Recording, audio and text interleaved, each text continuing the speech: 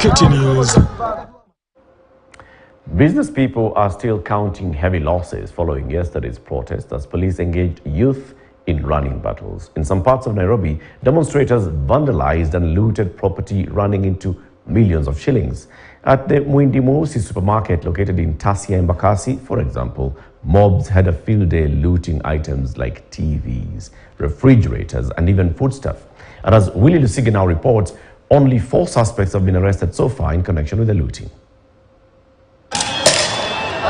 A day after protests rocked the whole country, business owners in Nairobi are still counting losses occasioned by the demos. Some lost property running into millions of shillings. In the central business district, metal bars along roads and structures were demolished by the protesters and rubble used to block roads.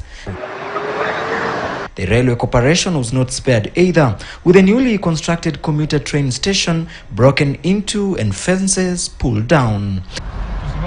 But the most affected was the business community. Business owners estimating millions in losses after protesters and goons broke into their businesses and looted property. Muhindi Mweusi supermarket in Tasia, Embakasi was the most affected. Kutoka asubuhi around saa 3 the whole day tumeshinda kama tumefunga kazi. Kulikuwa na demonstrations zenye zilikuwa zinaendelea. This CCTV footage shows how hundreds of protesters broke into the supermarket and carried whatever they could lay their hands on. Tukasimama kando, tukaona vile walikuwa wanafanya. The moment tuliona wamefungua mlango, that's when sisi tulikimbia tukaingia na wao. Jioni kutokezea ndio watu walianza kupiga mlango na mawe, wakaweza kuingia ndani. Some of the items stolen include TVs, fridges, and other electronics. But mostly zilikuwa high variable items, like TVs, fridges, oven cookers, mattresses, na vitu vingine mingi.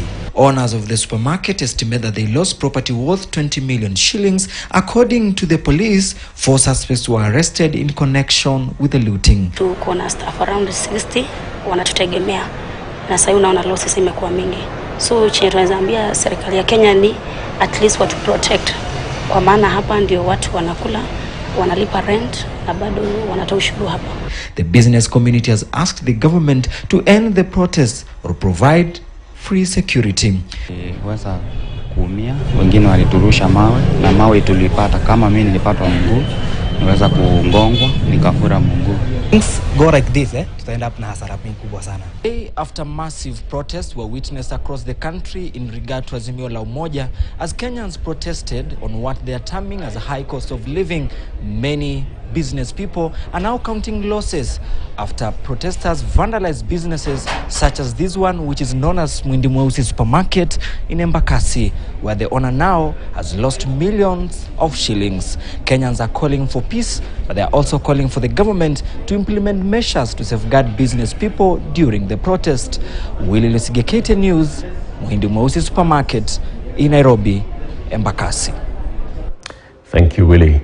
Now, pressure continues to mount on President William Ruto